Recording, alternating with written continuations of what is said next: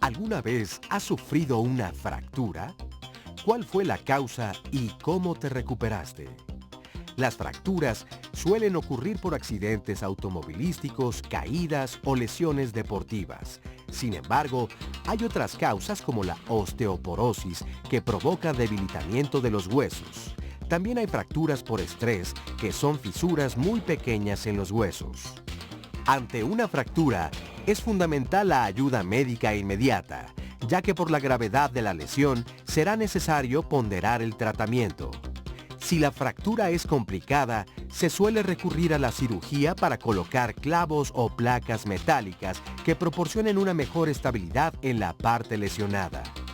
En este programa, te diremos cuáles son las fracturas que se presentan con mayor frecuencia, los procedimientos que se utilizan para tratarlas y los tiempos de recuperación. ¿Cómo están? Bienvenidos a Diálogos en Confianza. Qué gusto estar con ustedes este lunes, donde vamos a platicar de un tema que, si bien los lunes tocamos diferentes temas de salud, hay veces que no nos afectan a todos, pero en este tema todos podemos ser candidatos, no sé si candidato Oscar sea la palabra ideal, pero todos podemos ser víctimas de una fractura o hemos sido víctimas de fracturas. Yo le preguntaba ahorita antes de entrar al aire a Oscar si se había roto algo. Y me comentabas que sí tuviste un accidente de chico. Sí, me atropellaron a los 5 años y tuve una fractura de fémur. Me tuvieron que colocar un clavo, lo traje durante un momento, más o menos un mes, porque se me enterraba un poco, entonces lo tuvieron que retirar después. Pero bueno, a esa edad los huesos o la capacidad ósea pues es regenerativa mucho más fácil que a edades más tardías, desde luego, ¿no? Entonces yo creo que vamos a platicarles desde qué es un hueso, cómo funciona un hueso, cómo se forma, cómo es necesario que tengamos a nuestros huesos sanos, qué se debe de hacer. Hay miles de teorías, miles de charlatanerías también. ¿Qué es la diferencia entre un esguince, una fractura, una luxación? Todo esto nos van a platicar los especialistas el día de hoy, pero nuestro tema central es fracturas. Y todos pensamos que normalmente necesitas tener un accidente para romperte un hueso. ¿Es verdaderamente cierto esto? ¿Qué hay de las fracturas patológicas? ¿Por qué súbitamente se puede romper un hueso? Esto vamos a platicar el día de hoy también aquí en Diálogos en Confianza. Quiero agradecer a Itzel Caneda, que está con nosotros, y a Fabiola Ruiz, que son nuestras intérpretes de lenguas mexicanas. Muchas gracias. Ellas están con nosotros desde hace varios meses para el servicio de todos ustedes. Y vamos a ver una cápsula antes de que les presente a nuestros especialistas que nos explica exactamente qué es una fractura. Una fractura es una lesión que afecta la integridad del hueso. Aquí es importante diferenciar lo que comúnmente la gente llama fisura, que es una fractura no desplazada, de una fractura. Para los ortopedistas todos son fracturas, cualquier ruptura del hueso es una fractura. Las fracturas se producen cuando la energía que recibe el hueso supera su capacidad biomecánica de absorber esa energía. Eso produce una ruptura en la estructura, en la micro y macroarquitectura del hueso. Son un tanto dramáticas las imágenes que vamos a ver el día de hoy, pero es importante que las conozcamos y les voy a presentar a nuestros especialistas que nos acompañan el día de hoy aquí en Diálogos en Confianza. En primer lugar, la doctora María de los Ángeles Soria Bastida, bienvenida. Gracias, buenos días. Jefa del Servicio de Rehabilitación Osteoarticular del Instituto Nacional de Rehabilitación Luis Guillermo Ibarra Ibarra. Nos acompaña el doctor Eric Hassan Lasri, bienvenido, doctor. Buenos días. Jefe de la División de Traumatología y Urgencias del Instituto Nacional de Rehabilitación Luis Guillermo Ibarra Ibarra. Jorge Eduardo Gutiérrez Báez, bienvenido, doc. Muchas gracias. Médico adscrito a Ortopedia y Traumatología del Instituto Nacional de Rehabilitación también.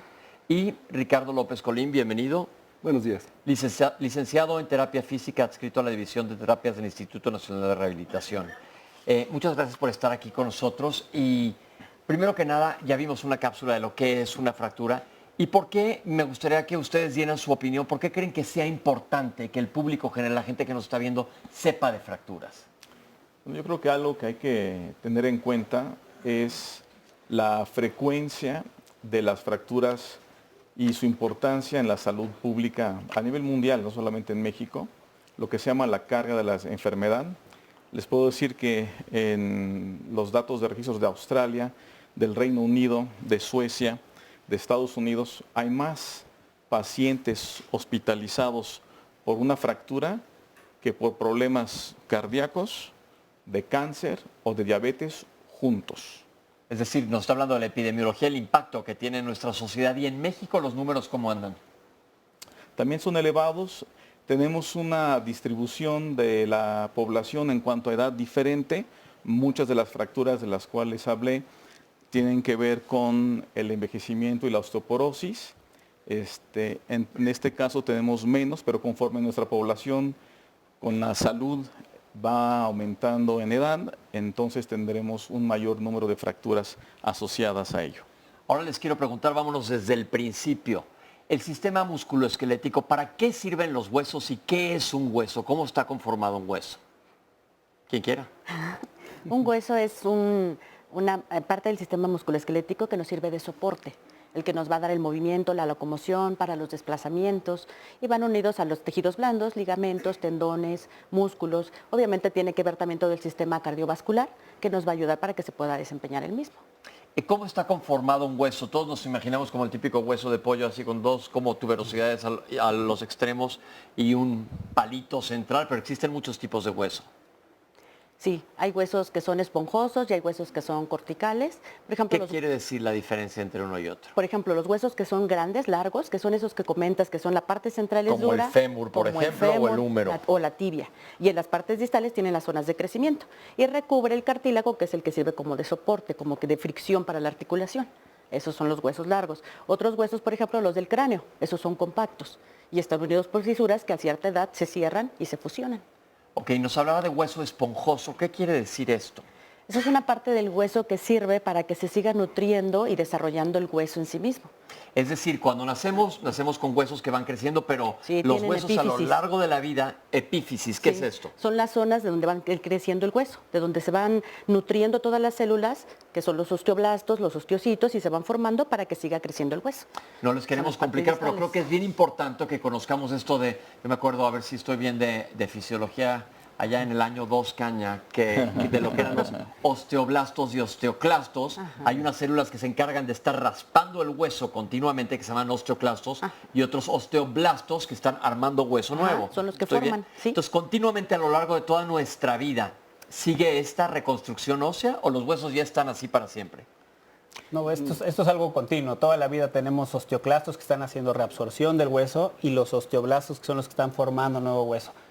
Tiene que haber un balance entre estos dos para evitar exactamente lo que habías mencionado en un principio, algún tipo de fractura patológica.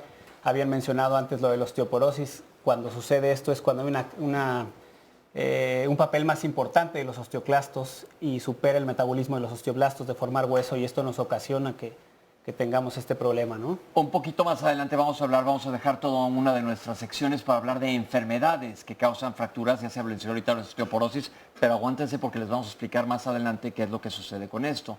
Ahora mi pregunta es, los huesos todo el tiempo están en crecimiento y se están reabsorbiendo. ¿Cuál es el papel del calcio, la vitamina D? ¿Qué importancia hay en el metabolismo del hueso? Es muy importante. Como bien les decíamos, hay que pensar en el hueso como en un tejido dinámico, responde a lo que le pidamos. Sobre todo los huesos que nos cargan, los huesos largos que nos dan la estatura y que son parte de la carga axial, como también la columna vertebral, responden a lo que nosotros les pidamos. Si hacemos mucho ejercicio, tendremos huesos más duros, más sólidos. Si vemos el hueso del antebrazo de uno de los tenistas profesionales, está más grueso que el de su brazo no dominante. Al igual, los astronautas que pasan varios meses en la estación espacial sin gravedad tendrán menos densidad mineral ósea. Entonces, el papel que tiene la vitamina D es para la absorción del calcio, y el calcio sirve como un reservorio dentro de una serie de procesos metabólicos que se almacena en el hueso. La hormona paratiroidea, en conjunto con una serie de otras hormonas, toma y quita hueso del calcio. Cuando tenemos un desbalance en el importe de calcio y la utilización del calcio en otros procesos que se utilizan para la contracción de músculo del corazón, por ejemplo, para muchos procesos bioquímicos, entonces tendríamos un problema en el cual entramos en las enfermedades metabólicas, donde el hueso se desmineraliza y por lo tanto pierde también fuerza mecánica. Vamos a hablar, antes de que sigamos hablando de fracturas, estamos hablando de los huesos y cómo mantenerlos sanos. Se habla que en la etapa de crecimiento hay ciertos alimentos que son clave. Y ahora aquí en Diálogos nos gusta desmentir muchas de la charlatanería que existe allá afuera, las teorías que inventan que tal medicamento es pésimo, que tal medicamento o tal alimento. ¿Qué es ideal para una alimentación sana de un chico que está creciendo para tener huesos sanos y fuertes, aunque acabe de sonar anuncio de cereal? ¿Qué hay que incluir en la alimentación? Pues sí, todos los alimentos que son ricos en calcio, los lácteos, sus derivados. Es muy importante que hagan el ejercicio, porque aunque tengan la alimentación, si no realizan el ejercicio, entonces no se desarrolla adecuadamente el hueso. No tiene el estímulo del estrés para poder seguir creciendo. También es necesaria la vitamina D, que viene todo en las hojas verdes, los granos, porque la vitamina D interviene en el metabolismo para la formación del calcio. Perfecto, esto lo hago un poco plan con maña las preguntas, ¿verdad, Oscar? Porque luego nos brinca la gente que dicen que los lácteos van a acabar con el mundo. Les digo, somos mamíferos, empecemos por ahí, vayan a reclamarle a Darwin, no tenemos nada que ver. Pero esto es importante que lo sepan, porque ahora hay mucha gente que dice, no le voy a dar lácteos a mis hijos porque les hacen mucho mal. Y es importante para tener huesos sanos que tengamos una fuente de calcio adecuada, y normalmente viene sobre todo de los lácteos. Ahora sí, ¿cuáles son los huesos que más comúnmente se afectan por fracturas? ¿O todos los huesos posibles se pueden romper? Sí, todos los huesos se pueden fracturar. Obviamente existe una epidemiología. En pacientes, en adultos mayores, generalmente tenemos muchas fracturas de radio distal, de cadera, de húmero proximal, son las fracturas típicas que nosotros metemos en esa cajita de la osteoporosis. Y en pacientes jóvenes cambia mucho esto, ¿no? El paciente joven, los niños se fracturan mucho el antebrazo.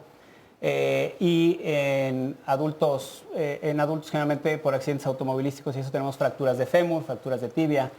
Cualquier hueso se puede fracturar. ¿Cuántos huesos tenemos? 206. 206 huesos. ¿Y todos son susceptibles a fractura? Sí, quizás los del oído, huesos propios del oído sean más difíciles, pero también son sujetos en traumatismo craneoencefálico de alta magnitud, podrían ser sujetos a... Una fractura. Vamos ahorita a hablar de la clasificación del diferente tipo de fracturas. ¿Qué implica que una fractura sea grave o sea una fractura sencilla, o existe alguna terminología para denominarlas? No existe per se que digamos esta fractura es grave. Tenemos que ver al paciente como en conjunto, ¿no? Tenemos que ver, comentaba hace un momento que las fracturas de cadera son típicas en adultos mayores. Estos adultos mayores generalmente no son una fractura de cadera, ¿no? Es un adulto mayor que tiene diabetes, que tiene osteoporosis, que tiene hipertensión, muchos de ellos llegan con insuficiencia renal. Entonces hay que ver al paciente en conjunto y ya dependiendo de eso podemos determinar el tratamiento y el manejo en conjunto con el servicio, ya háblese de rehabilitación, de terapia física, del geriatra, para dar un buen manejo. Obviamente hay pacientes que llegan con fracturas muy delicadas, ejemplo, un accidente automovilístico, una fractura de pelvis, en donde se puede perder un gran volumen sanguíneo con esa fractura, ¿no? Pero... A eso voy. Cuando dicen un gran volumen sanguíneo quiere decir que hay una hemorragia asociada a la fractura. Pero es que el hueso sangre, o si nos explica, sangre el hueso y qué hay alrededor que la misma fractura pueda romper. Sí, yo eso lo voy a retomar. Lo que rompe el hueso es una fuerza. Puede ser una fuerza externa y según la cantidad de energía que absorbe el hueso es el daño que produce. Entonces, digamos que hay fracturas que ponen en peligro la vida cuando están asociadas a lesiones de vasos sanguíneos o de órganos muy irrigados, como en el caso de las fracturas de pelvis y acetábulo. ¿Cuál es el acetábulo? Perdón que lo voy a interrumpir. Perdón, el acetábulo es la parte de la pelvis que se une con la cabeza del fémur y en conjunto forman la articulación de la cadera. Entonces, en esas fracturas existe un gran sangrado que se acumula en la parte posterior del peritoneo, llamamos, y si el anillo pélvico se distiende, pues recibe más sangre, por lo cual te puedes desangrar, digamos, de esta manera. Entonces, esas son graves. Las fracturas abiertas o expuestas, en la cual el hueso entra en contacto con el medio ambiente, hace que se pueda infectar y también son más graves. Perfecto, ahorita vamos a regresar en el corte, después del corte a hablar de la clasificación de fracturas, pero quiero que nos digan cuál es la diferencia entre una fractura, un esguince y una luxación. Bueno, una fractura es propiamente lo que habíamos mencionado en un principio, que es la pérdida de la cortical de un hueso, ¿no? Se rompe. Se rompe el hueso. Okay. Exactamente. Cuando estamos hablando de esguinces, estamos hablando de una lesión a nivel de ligamentos. Estos ligamentos se pueden distender, se pueden romper parcialmente o romper por completo. El típico que se te dobla el pie cuando vas caminando. Exactamente, y eso es lo que se le llama primero, segundo o tercer grado, ¿no? Dependiendo de la gravedad de este esguince. Y la otra que me mencionaste fue las luxaciones. Las luxaciones es cuando una articulación pierde su congruencia natural, ¿no? Tenemos el codo que está articulado y literal con una fuerza externa que se zafa de su lugar, ¿no? Y queda por acá y por acá, el húmero por acá y la ulna o el cúbito por el otro lado, ¿no? Y hay que acomodarlo. Y son de las pocas urgencias reales en ortopedia, ¿no? Eso de las fracturas expuestas son de las urgencias reales, ¿no? Que sí necesitan un tratamiento inmediato. Insisto en la diferenciación porque creo que es muy importante que todos estemos en el mismo canal, vaya la redundancia, en el 11. en el 11, hablando de fracturas. Hoy nos vamos a enfocar a hablar de cuando se rompe un hueso. Oscar, ¿ya tienes llamadas? Sí, ya tenemos algunos comentarios. Nos mandan saludos desde León, Guanajuato, Luis Enrique Tapia Navarro. Pero Lisbeth Terreros nos dice, yo tengo una duda. A los 13 años tuve un accidente y me fracturé las piernas. Estuve casi un año en rehabilitación y me pusieron clavos en las rodillas. No los retiraron. Hoy tengo 38 años y es un dolor insoportable. Me dicen que tengo que ir a cirugía para nuevamente retirarlos y estar con yeso. Esto es, ¿qué tan cierto es? Que me recuerda un poco lo que yo contaba. A mí que me colocaron un clavo, por el dolor que yo sentía me lo tuvieron que retirar con el tiempo. No me dijeron más nada, no lo recuerdo, pero bueno. Pausa y regresamos.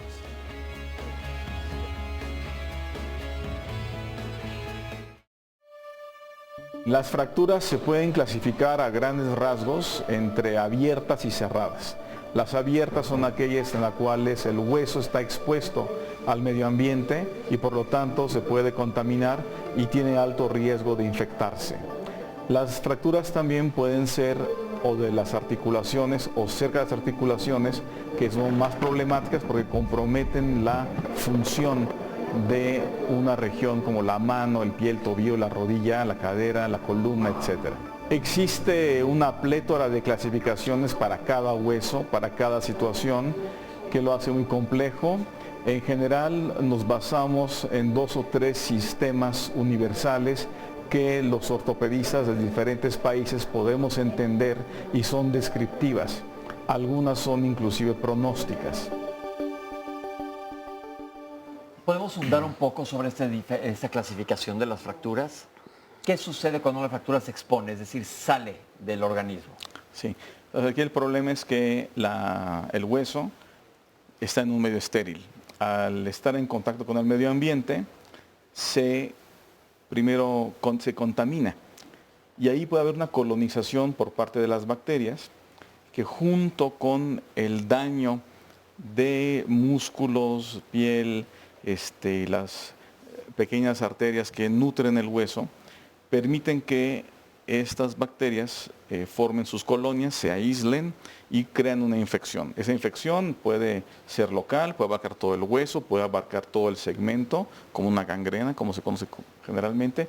Inclusive puede llevar a un choque séptico, que es una infección generalizada que compromete la función de varios órganos y hasta la muerte. Entonces, es una urgencia real, como decía Jorge, es una atención inmediata que hay que dar. Tenemos 6 horas para evitar la contaminación. Fuera de eso tenemos que hacer más cirugías para descontaminar y hay varios cuidados. Es un tratamiento multidisciplinario. En cuanto a los diferentes tipos de fracturas que acabamos de ver, ¿son más comunes algunas en jóvenes o en adultos o no? ¿La epidemiología no las divide por edades? Sí, está muy marcado tipo de fractura y edad, está muy asociado, ¿no? Hace precisamente un mes mi hijo se fracturó, tuvo una fractura del libro, del codo. Los niños entre 5 y 6 años están en un crecimiento, el crecimiento es tan rápido de estas articulaciones que no da tiempo, por ejemplo, de que se osifique. Entonces, ¿Que se osifiquen qué quiere decir? que se deposite calcio en los huesos, ¿no? Entonces estos niños están creciendo muy rápido y es muy común que niños entre 4 y 6 años tengan fracturas de codo, ¿no? Que llamamos supracondilias o de la parte distal del húmero. Mencionábamos también los pacientes adultos mayores, mujeres, adulto mayor, mujer, estamos hablando de que están en riesgo de osteoporosis. Y estos pacientes generalmente tenemos muchas fracturas de cadera, de radio distal y de húmero proximal. Columna también. Así como las de columna, claro. Ahora una pregunta. ¿La severidad de una fractura está determinada por la fractura en sí o por la edad del paciente?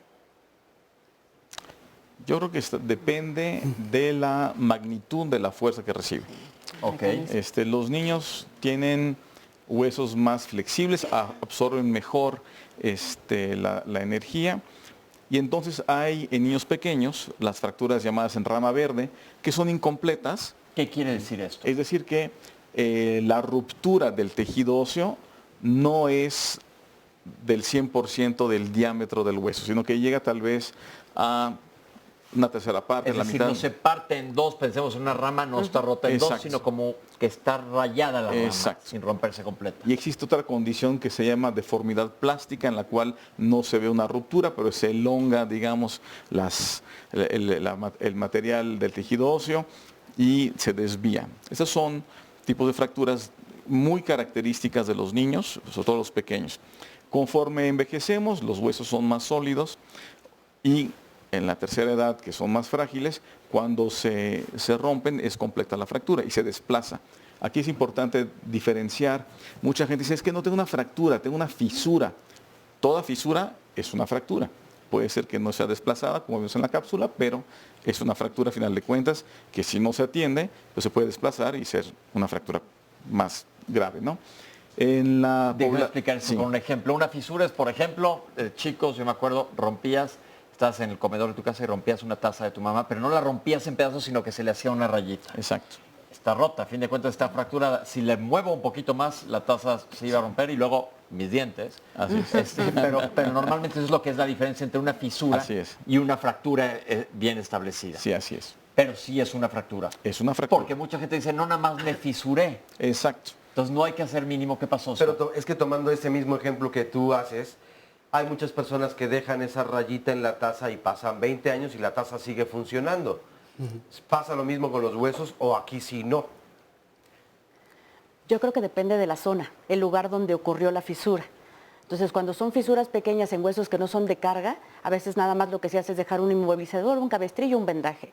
Sin embargo, si es un hueso de carga o de función, como para las manos, entonces necesitamos inmovilizarlo para que cicatrice bien y después no vaya a generar complicaciones. La diferencia con la taza es que la taza no se va a regenerar solita, pero el hueso tiene capacidad de cicatrizar, entonces se va a ir curando. Es la maravilla del organismo, ¿no? Que solito se va a ir soldando. Pero hay otra cosa importante que vamos a ver más adelante, cuando no suelda. Suelda. ¿Suelda o solda? Solda. Por fin. Según yo, como es un verbo irregular, pero ya nos dirá nuestra querida Marta Varela Si no pega. No Vamos a pegue, poner no si pegue. pega o no bien un hueso, ¿qué pasa? Consolida, Porque por eso es consolida importante también. también tratar las fracturas a tiempo. 100%. Porque pueden consolidarse de una manera errónea. Ayúdenos, producción, a ver si me avisan por acá cómo se debe de decir. Pero ahora otra pregunta. Vamos a hablar, antes de entrar, de que pensamos siempre en una caída, un accidente, un choque. Patologías o enfermedades que nos pueden generar fracturas espontáneas o fracturas que normalmente si yo me paro ahorita y me doy en la rodilla con la mesa no me pasaría algo y alguien que esté enfermo sí se podría romper. ¿Qué enfermedades debilitan al hueso? Bien, existen muchas, ¿no? La más conocida o la que estamos acostumbrados a escuchar es, como ya hemos dicho, la osteoporosis, pero existen otras enfermedades del metabolismo óseo. El ejemplo tal vez más típico, porque hay hasta películas de esto, es la osteogénesis imperfecta, ¿no? Hay muchos tipos de osteogénesis imperfecta. Esta es una enfermedad a muy grandes rasgos en la cual hay una alteración en el metabolismo del hueso y lo hace más frágil. Son huesos muy frágiles, ¿no? Entonces son estos niños que les llaman niños de cristal. Y un niño de 10, 12 años puede haber tenido ya 20, 30 fracturas, ¿no? Entonces estos pacientes son, que si son diagnosticados desde niños, desde bebés, se les pueden dar ciertas recomendaciones, ¿no? Desde los barandales de la cuna que los tengan bloqueados, porque es fácil que meta la manita o algo, el niño se dé la vuelta y ahí se fracture, hasta tener tapetes que sean para amortiguar golpes, todo tipo de cosas para prevenir las fracturas, ¿no? Pero sí existen muchas otras patologías que pueden afectar esto, ¿no? Y mencionabas, cuando estábamos fuera del corte, mencionabas fracturas patológicas, ¿no? Entonces también tenemos, si llega un paciente y tiene una fractura de fémur y los médicos del hospital dicen, no, pues tuvo una caída nada más y se fracturó el fémur, ahí se nos tiene que prender el foco, ¿no? Es un foco rojo, ¿no? Es decir, yo si me caigo ahorita bajándome de este escalón, no me debería de fracturar el fémur, ¿no?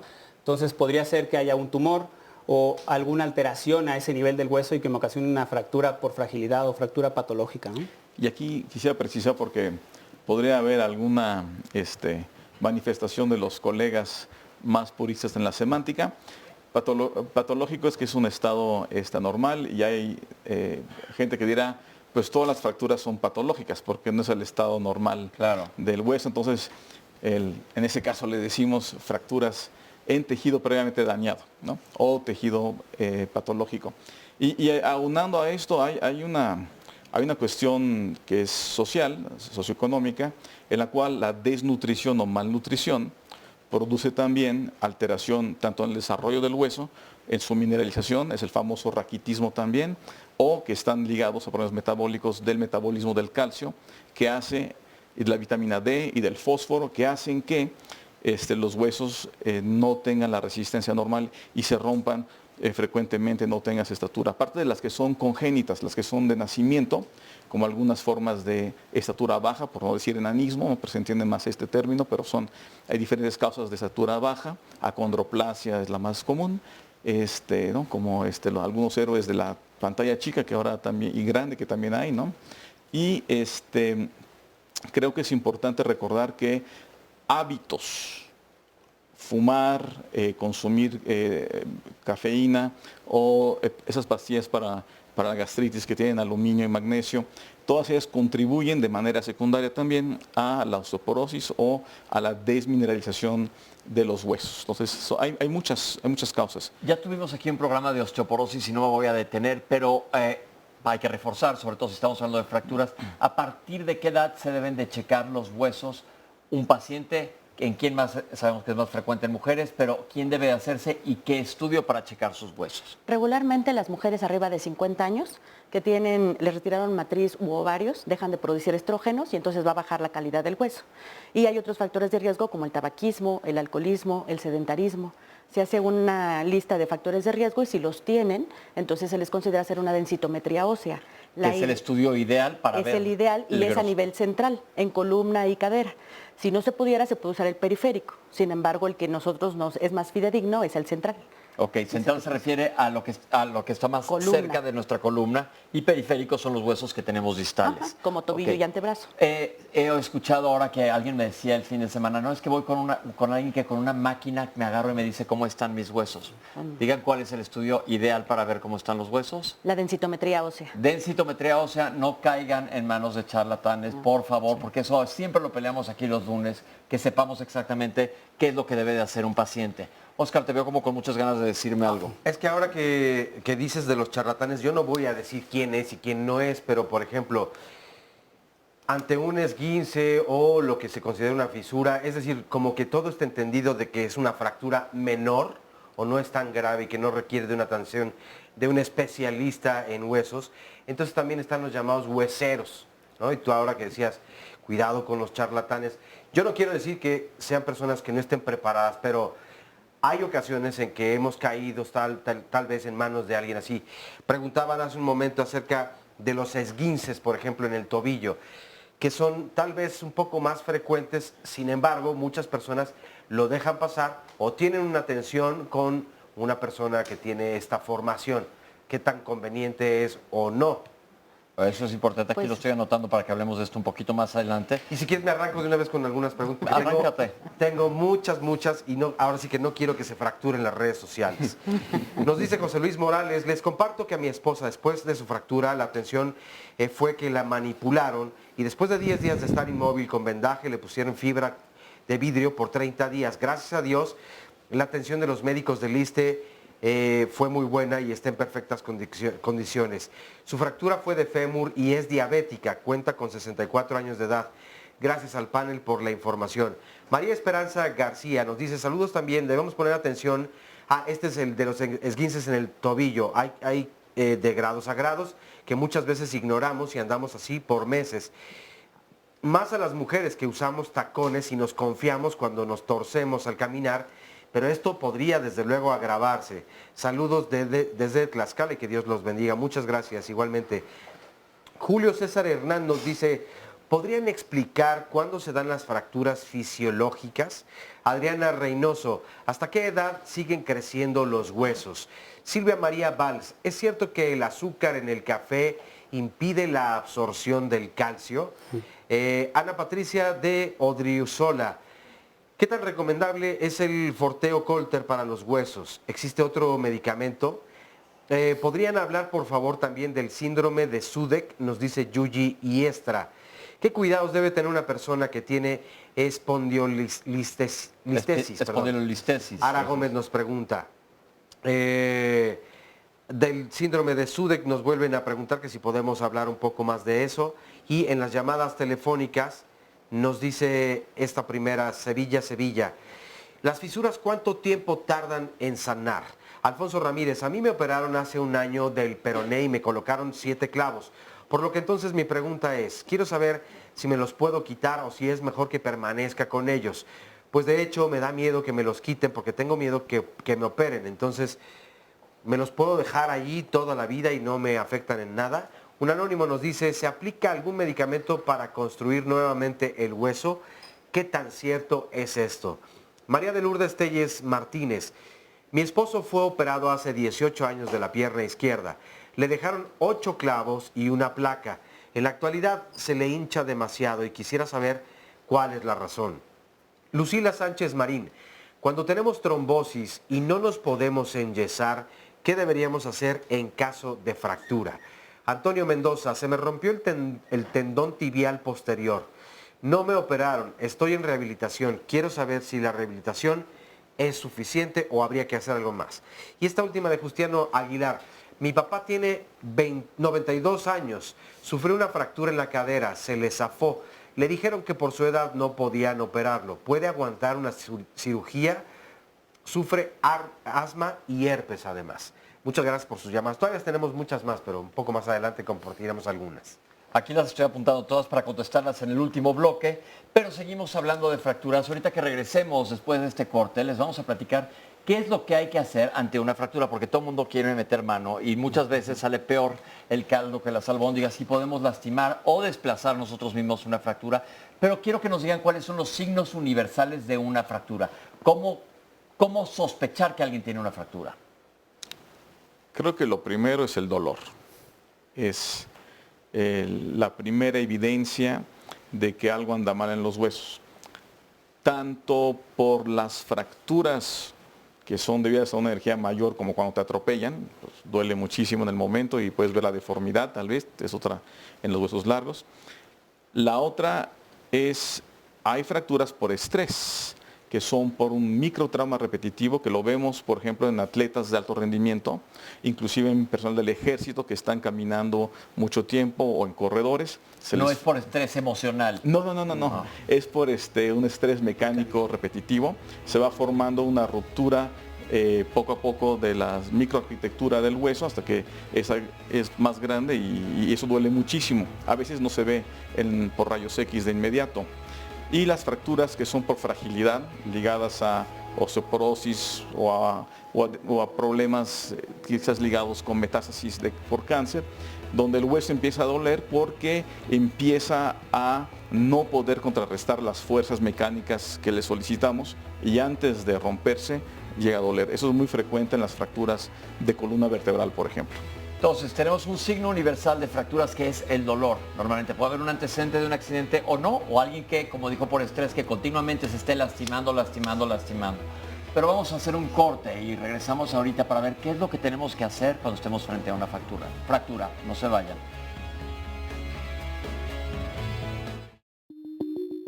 Las lesiones que podemos tener en los huesos o en las articulaciones principalmente son las fracturas y luxaciones. Las fracturas tenemos de dos tipos, hay cerradas y abiertas o simples y expuestas. Cuando se ve el hueso es una fractura abierta o expuesta. Cuando no se ve el hueso es una fractura cerrada.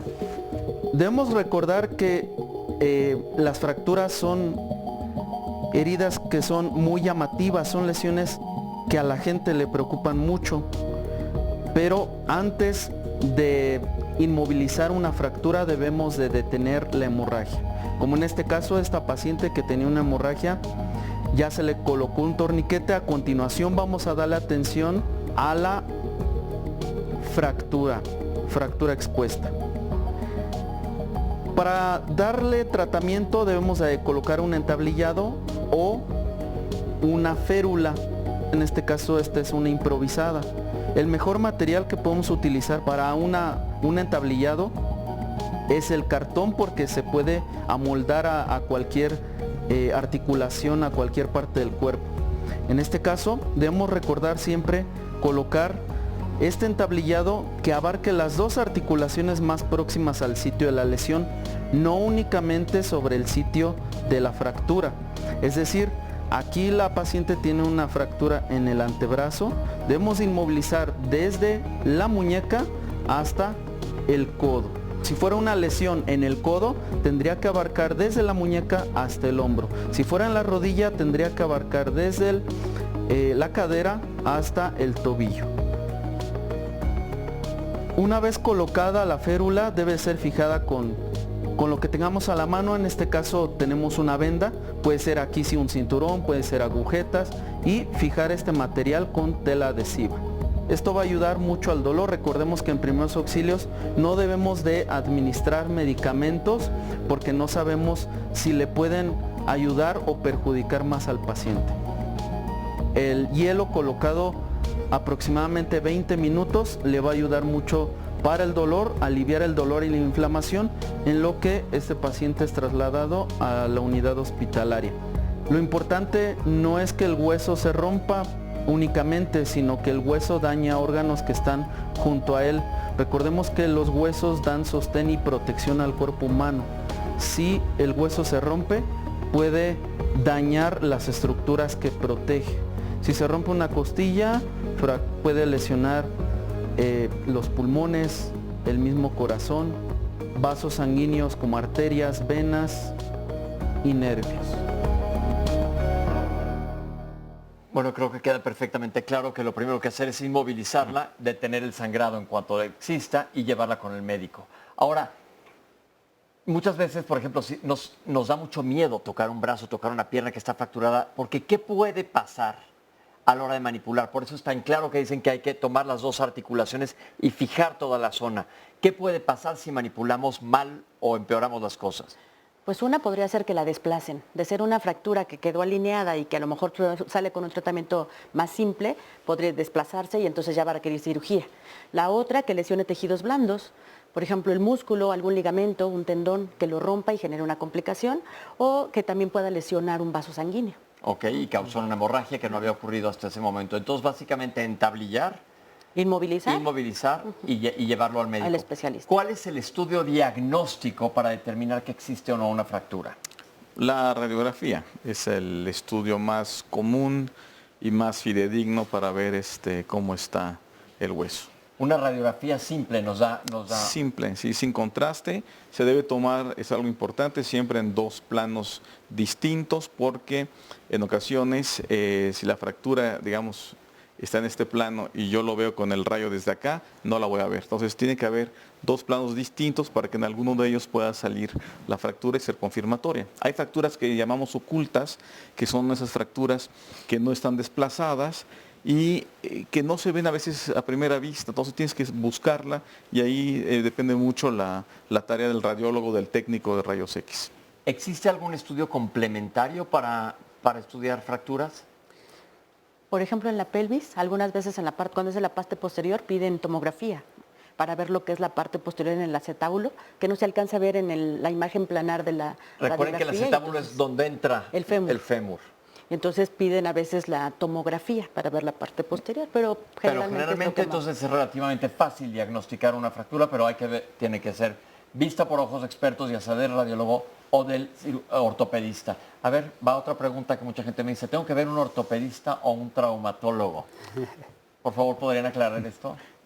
Realmente es cuando terminas tu especialidad, en la mayoría de las universidades otorgan un título como ortopedista y traumatólogo. Entonces es indiferente, ¿no? Ya dependiendo, el ortopedista se puede subespecializar y dedicarse mucho a la traumatología o dedicarse más a la ortopedia. ¿Cuál es la diferencia? La única diferencia, bueno, cuando hablamos de traumatología es básicamente fracturas o accidentes donde haya lesiones ligamentarias en tendones o en músculos, digo, en ligamentos, músculos o tendones, ¿no? Y si hablamos de ortopedia, estamos hablando tal vez de procedimientos programados, ¿no? Tengo un desgaste de cadera, tengo un desgaste de rodilla y tengo que hacerme un reemplazo articular, ¿no? Esa es la diferencia, pero... o correcciones para los niños, ¿no? Exacto. Tal vez. Ok. Y vamos a hablar un poco de tratamiento, porque la gente no sabe, dice, híjole, me tendrán que operar por una fractura o no me tendrán. Vamos, tenemos una cápsula que nos habla del tratamiento que no es invasivo, que es mucho de los casos. Ahorita regresamos y hablar un poco de la terapia, qué sucede en estos casos, pero vamos a ver la cápsula. Eric, soy el doctor Gordillo, ella es la doctora Anabel, te vamos a inmovilizar tu pierna, ¿vale?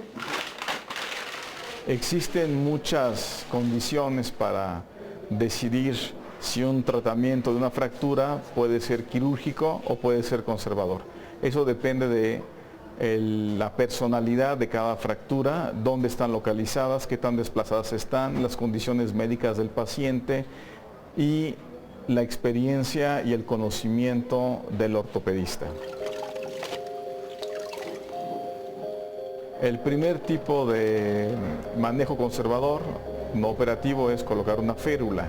Generalmente esto es un tipo de inmovilización parcial, no recubre la totalidad de la circunferencia de la extremidad y generalmente se utiliza solamente para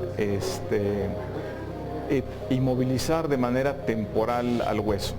Posteriormente, los tratamientos definitivos implican utilizar una inmovilización circular completa.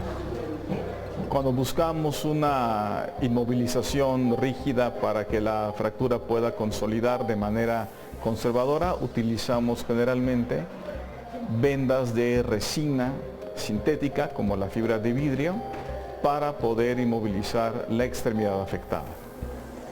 La ventaja de las resinas sintéticas es que son más ligeras y más resistentes. Inclusive se pueden mojar sin afectar la estabilidad y la durabilidad de la inmovilización que colocamos.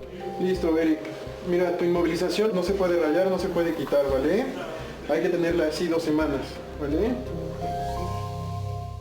Bien, entonces la inmovilización es básicamente el parte del tratamiento, porque a la hora de inmovilizar el hueso van a permitir que solito se acabe soldando. Tiene que estar bien alineado. ¿Cuándo se decide que es un tratamiento conservador como estos? Pues depende de muchos factores. El primero de ellos es que esté alineado, que sea una fractura relativamente simple.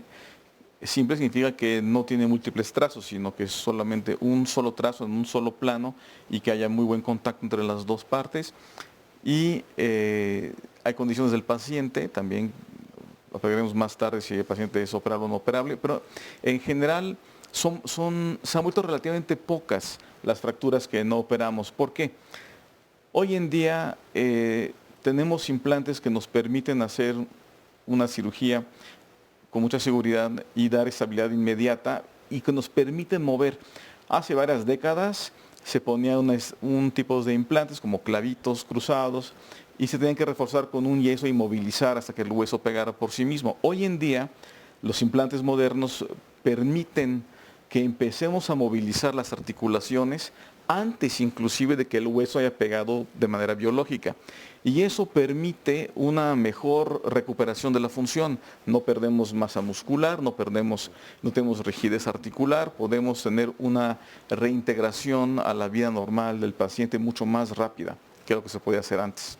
Cuando yo crecí, y en el pasado y todavía en muchos lugares se ponían yeso, como me acuerdo las típicas botas de yeso, hasta en las caricaturas que los tenían colgados, con una bota de yeso, y luego aparecieron los acrílicos y ahora existen múltiples artefactos, por así decirlo, para movilizar la pierna. ¿La terapia física cuándo debe de empezar? Pues bueno, se puede manejar, como ya decía el doctor, inmediatamente después de retirar lo que serían las férulas o todos estos medios de fijación, para recuperar el movimiento a nivel articular, muscular y tendinoso. Entonces se busca lo más pronto rehabilitar al paciente, mientras más rápido mejor. Así es. Oye, haciendo un clavado hacia el pasado, a mí cuando me fracturaron el fémur, yo traje yeso y además era algo complicado porque entonces era una estructura que abarcaba parte de la otra pierna y un palo. Exactamente, para que entonces me pudieran cargar de una forma más sencilla, ¿no?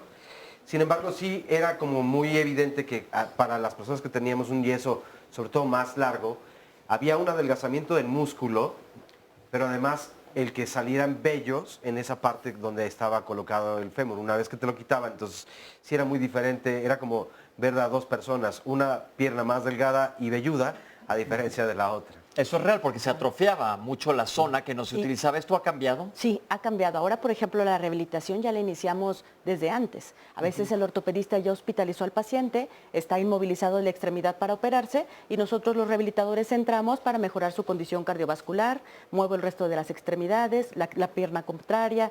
Se inmovilizó rodilla porque se fracturó el borde, la meseta tibial, entonces yo movilizo el tobillo. Precisamente le ayudo a hacer contracciones de los músculos para evitar la hipotrofia. Entonces esto ha avanzado muchísimo en los últimos 15, 20 años. Yo también me tocaba y te tenías que rascar con una aguja de coser porque te daba una comezón espantosa. Eso quiero, nada más de colación. Lo de la pierna velluda es porque el yeso de París, que es lo que utilizábamos antes, no permite la respiración de la piel. Entonces se hace una protección térmica, aumenta el calor. Y eso es un poco el resultado de lo que pasaba. Las resinas de hoy en día son permeables al aire y entonces la piel respira y no tenemos estas manifestaciones. En cuanto a la rehabilitación, lo que dijo la doctora Soria es muy importante. Pacientes hospitalizados, sabemos que no van a poder apoyar una extremidad. Fortalecemos los brazos porque van a tener que cargarse para poder caminar. Fortalecemos la otra pierna que va a tener que cargar todo el peso. Y movilizamos articulaciones que no están comprometidas desde antes de la cirugía. Y es como un acondicionamiento, es un entrenamiento para que el paciente pueda ser lo más móvil posible, lo menos dependiente posible, mientras su fractura pega y que puede ya apoyar. ¿Cuál es la importancia de la terapia física? Porque inclusive yo me acuerdo utilizar muletas, yo ya acababa corriendo en muletas y bajaba escalones rapidísimo, pero tienes que aprender a usarlas, no nada más porque si no, acá te haces pedazos si no estás con los brazos duros. ¿Qué tan importante es la terapia física? Bueno, es en base del trabajo de los doctores, seguimos nosotros, tenemos que hacer, es una gran parte, es importante.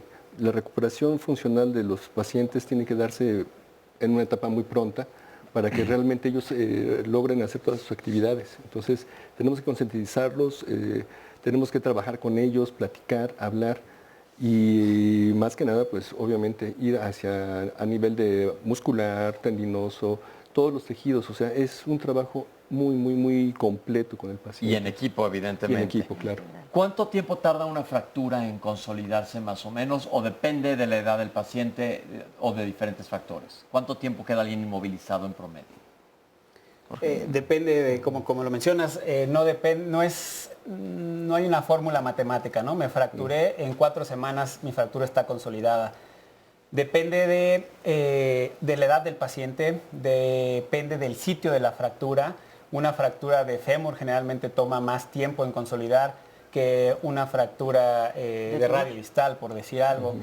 El estado también nutricional del paciente, el mismo efecto biomecánico, ¿no? Lo que mencionábamos, hay pacientes que les ponemos un clavo y al día siguiente los paramos a caminar. Ese efecto biomecánico, ese efecto de carga en el hueso hace que este consolide más rápido. Entonces, sí hay muchos factores y por lo tanto no hay una fórmula, ¿no? Así de en 4 semanas uno está consolidado. Puede tardar 3, 4 semanas hasta un mes y cacho. varios meses. ¿Cómo se dan cuenta ustedes? ¿Por seguimiento radiológico? Así es. Okay. Y clínico, porque también una fractura que no ha terminado de pegar sigue doliendo cuando le pones carga. Presión. Sí, entonces esto es algo que vemos en conjunto al paciente, ¿no? Sí, tanto la parte clínica como la parte radiológica, todo junto. Oscar, ¿qué dice la gente? Nos dice Lockfield, buen tema el del día de hoy, porque muchas veces no sabemos cómo tratar estas lesiones y las agravamos más, sobre todo la información que nos sirve cuando le sucede a los niños, lo cual es muy común, así que muy buen programa. Dulce Candy nos dice, excelente tema, ¿hay secuelas después de una fractura? Mi hijo tuvo ya una fractura en la muñeca y entonces me gustaría saber cuáles son los cuidados que debe de tener para no caer precisamente en todo esto. Raúl Ramírez, y no precisamente el tenista. Saludos, ¿O sí? o tal vez sí, ¿verdad? Nos podría hablar de la lesión del codo en los tenistas, que es muy común. Buen tema, las fracturas son muy serias y mucha gente no cumple como debe ser su rehabilitación. Ahí es donde vienen muchos problemas, pues algunos ya no quedan bien precisamente por ese descuido. También más adelante nos dice Chalitas, mi nieto tiene 4 años, 8 meses y ya tiene fractura en el radio del brazo izquierdo. ¿Tendría algún problema de descalcificación? ¿Se puede dar en niños y en niñas también? Héctor Fernando, me rompí la tibia y peroné y los ligamentos. Me operaron hace un mes y me pusieron una placa con 7 clavos en la pierna derecha. Me dio trombosis profunda y tengo SAF. Tomé aciatropina por 1 año y medio y me anticoagulante. ¿Cuánto tiempo tarda en soldar entonces en esta situación un hueso? María nos dice, mi papá fue operado de la muñeca hace 8 meses y huesos conjuntos de la mano. Le colocaron 2 clavos, tiene 82 años. Ahora dicen que tiene aún las fracturas. A él le duelen mucho. ¿Qué es lo que se tiene que hacer? Juan Carlos Zúñiga nos dice, excelente programa con respecto a nuestros 206 huesos. Así que 206 saludos a todos por allá. Muchas gracias. Gracias. Bueno, es momento de hacer una breve pausa porque ya tenemos una fisura en este bloque, pero la vamos a reparar inmediatamente. Está súper artístico el día de hoy. Así que no se vayan y regresamos. Estamos de vuelta aquí en Diálogos en Confianza. Mañana tocaremos un tema que de verdad para mamás y papás es muy importante porque esto ocurre seguido en todas las escuelas. Y el problema que analizaremos, o el tema más bien, es resolución de conflictos en la escuela. ¿Cuáles son los principales conflictos que se pueden dar en una escuela? ¿Qué hace la institución escolar? ¿Qué hacen los directivos? ¿Qué hacen las maestras, los profesores? ¿Ustedes creen que esto ha cambiado un poco? Tal vez el método de enseñar a nuestros hijos a educar, a que lleven una mejor convivencia ha cambiado, pero solamente tendrá que ver con los maestros, con las maestras. Algunos piensan que algunos son muy estrictos, otros que son muy laxos. Los maestros muchas veces piensan que en casa no se les está dando justamente el acompañamiento que requieren. Y la verdad es que yo creo que muchas veces nos hacemos de oídos sordos y ojos ciegos porque dejamos que el problema se vaya a otro lado por las múltiples actividades que debemos hacer. Pero ¿será que tenemos que dejar entonces la educación de un lado y de otro? ¿O lo mejor es que entre ambas partes justamente vayamos formando a estas niñas y a estos niños para crear mujeres y hombres, desde luego, pues con una mucho mejor calidad de vida y sobre todo con una sana convivencia? De eso y más hablaremos mañana en punto de las 9 de la mañana. Y si ustedes quieren venir aquí al estudio, entonces pueden marcar en este momento al 53 41 44 35 y con mucho gusto les apartamos un lugar. Este es el resumen de la primera parte. Hay más pacientes hospitalizados por una fractura que por problemas cardíacos de cáncer o de diabetes juntos. Muchas de las fracturas de las cuales hablé tienen que ver con el envejecimiento y la osteoporosis. Un hueso es una parte del sistema musculoesquelético que nos sirve de soporte, el que nos va a dar el movimiento, la locomoción, para los desplazamientos, y van unidos a los tejidos blandos, ligamentos, tendones, músculos. Obviamente tiene que ver también todo el sistema cardiovascular, que nos va a ayudar para que se pueda desempeñar el mismo. Toda la vida tenemos osteoclastos que están haciendo reabsorción del hueso y los osteoblastos que son los que están formando nuevo hueso. Tiene que haber un balance entre estos dos para evitar exactamente lo que habías mencionado en un principio, algún tipo de fractura patológica. Hay que pensar en el hueso como en un tejido dinámico, responde a lo que le pidamos, sobre todo los huesos que nos cargan, los huesos largos que nos dan la estatura.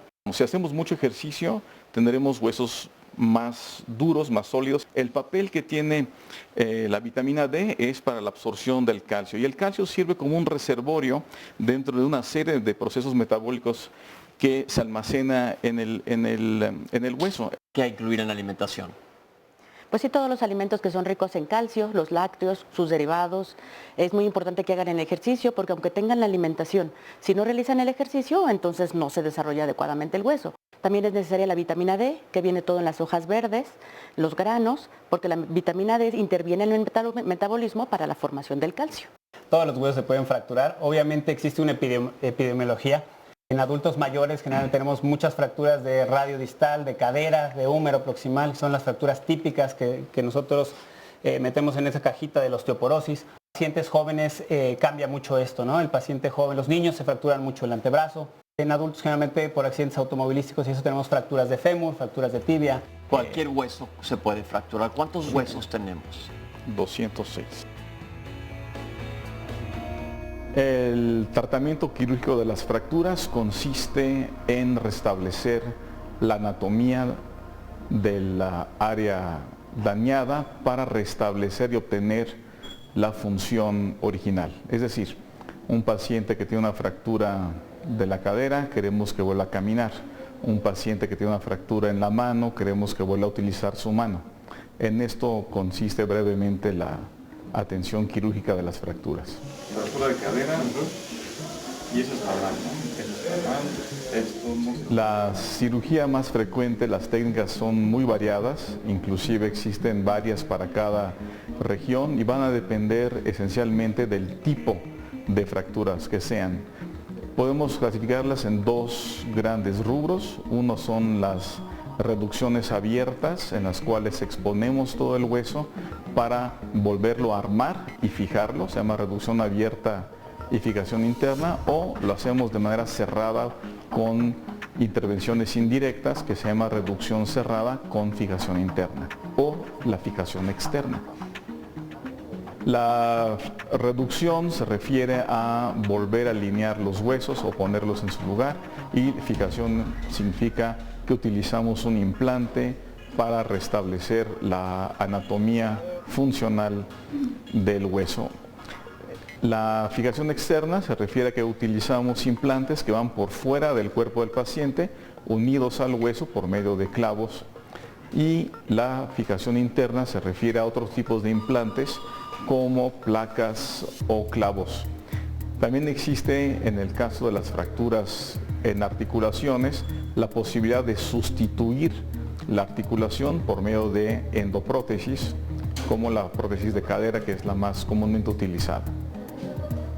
Las indicaciones para los tratamientos quirúrgicos son esencialmente todas aquellas fracturas cuyo desplazamiento compromete la función de la extremidad o del área donde están. En el caso de las articulaciones, casi siempre serán tratamientos quirúrgicos, porque son las áreas del cuerpo que se mueven.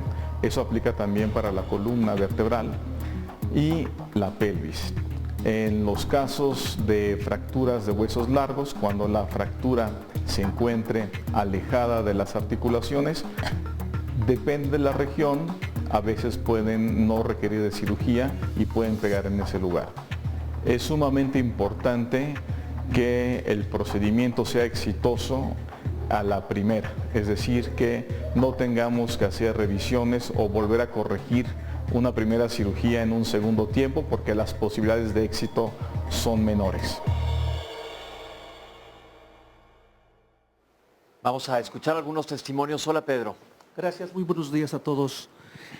A mí en el pasado me fracturé los meniscos de la rodilla izquierda. Me operaron hace 5 años. Ahorita mi punto es que la rodilla derecha ya me está empezando a doler bastante.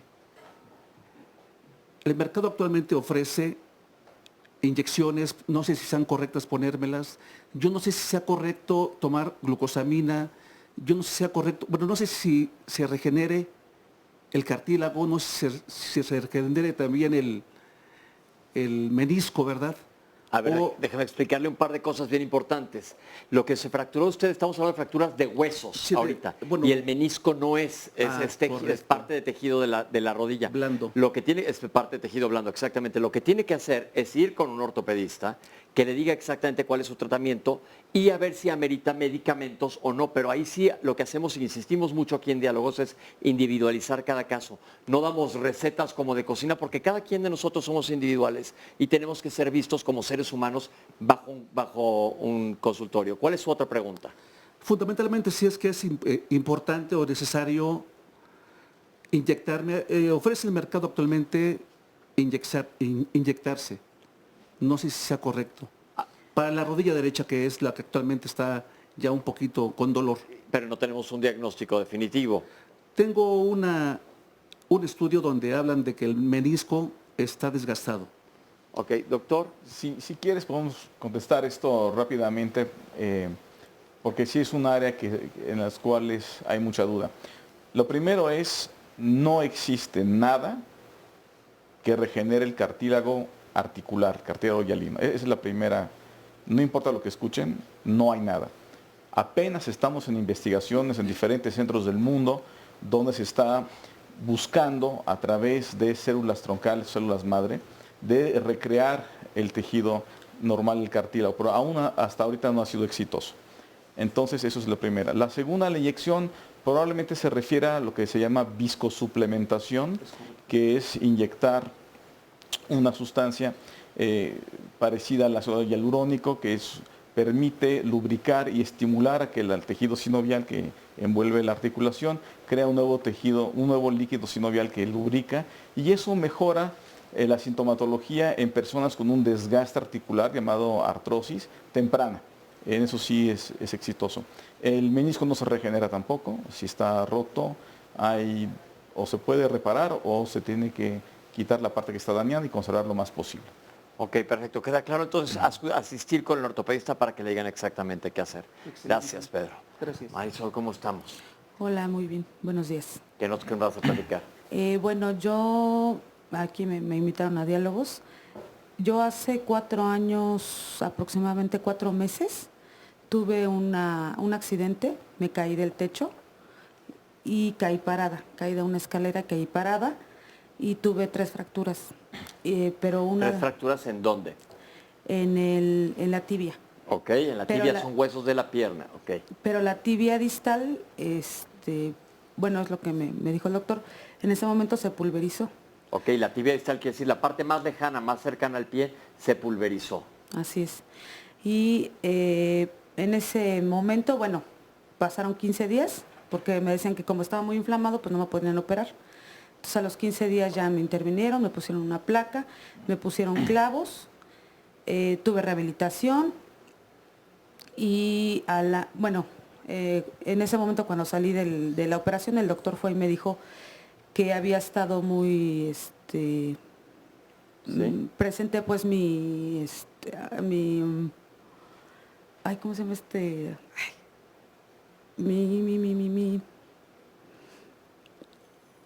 el que nos da la articulación a todos los huesos, el cartílago, el cartílago, okay, y que seguramente iba a tener artrosis temprana.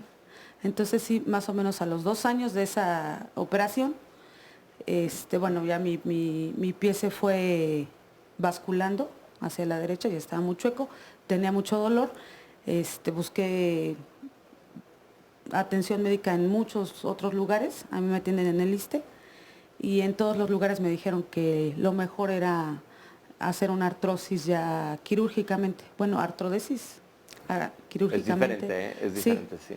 Quirúrgicamente. Una operación de tu articulación, ok. Para que se quitara un poco el dolor. Eso fue ya hace 2 años. Y bueno, tuve retraso de consolidación. Tardó en cicatrizar aproximadamente unos 6 meses. ¿Y ahorita en qué estás? Y ahorita, pues, ¿en qué estoy? Perdón? ¿Cómo está tu pie? Pues me sigue doliendo. Okay. Sigue con dolor y en otras articulaciones hago terapia, pues me mandan analgésicos y sigo con dolor. ¿Qué le recomendaríamos? Bien, ahí hay varias cosas, ¿no?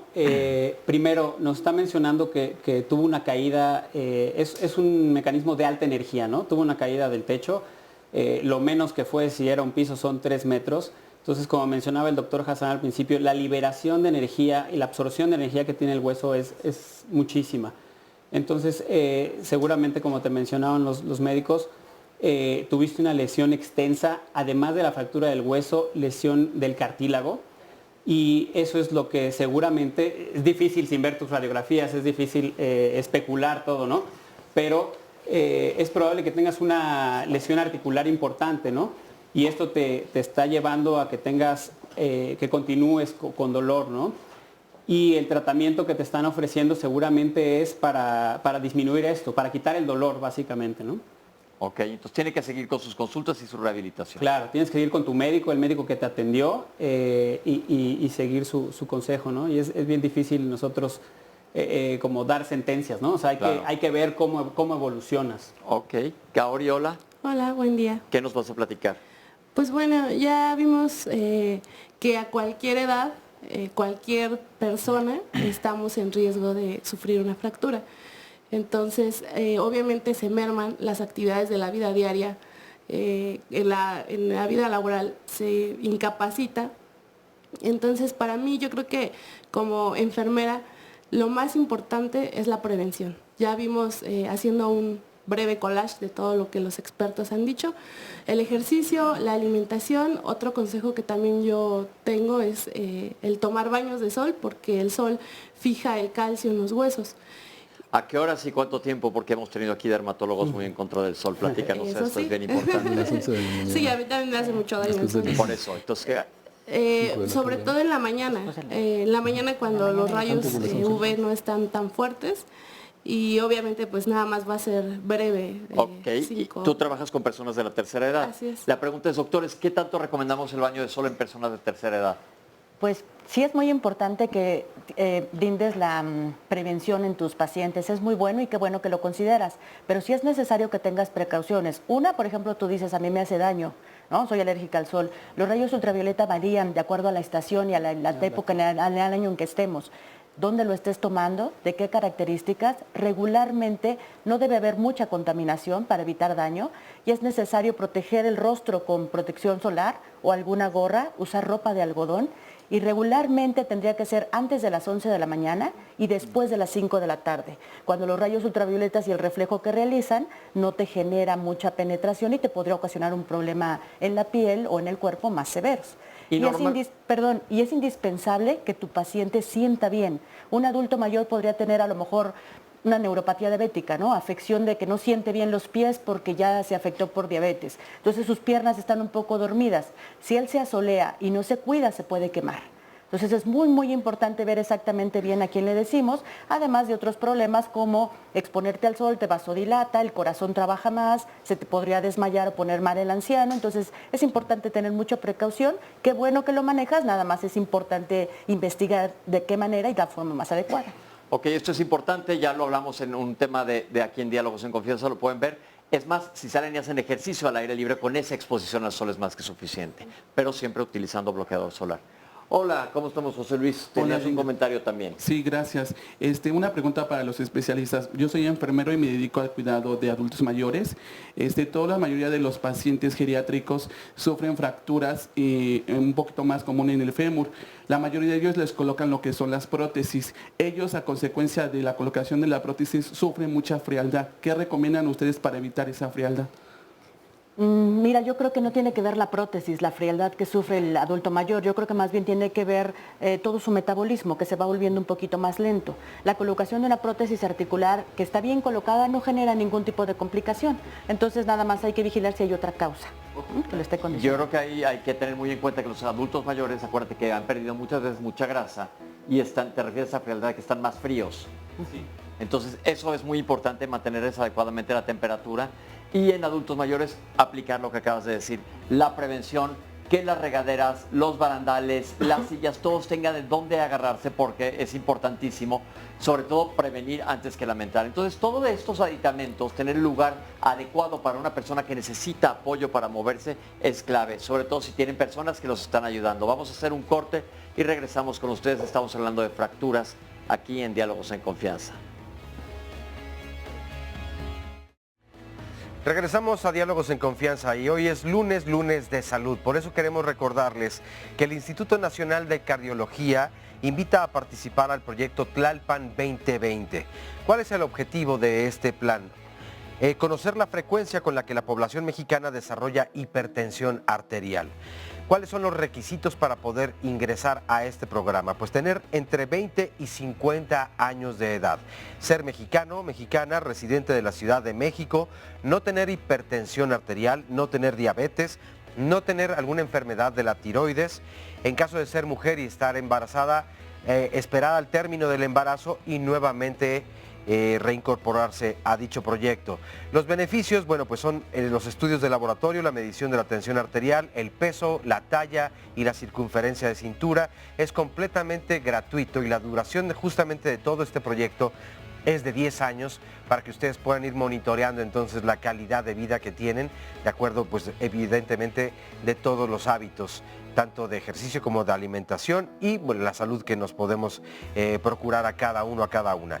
Para quienes quieran unirse a este proyecto Tlalpan 2020, pueden comunicarse al 55 73 29 11 a la extensión 1415.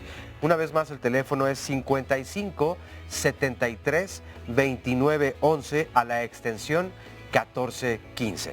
Bueno, vamos a ver a continuación la siguiente cápsula que nos habla acerca de la rehabilitación.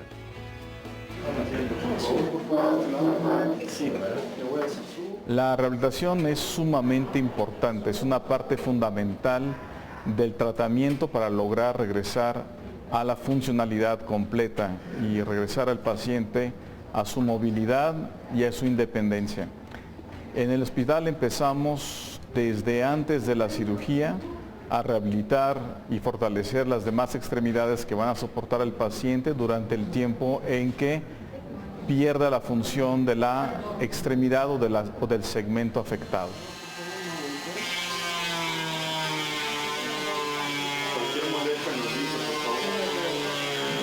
Una fractura se cura cuando está consolidada, eso significa cuando está pegada. El hueso biológicamente tiene mecanismos para formar un callo y a través del cual se vuelve a solidificar.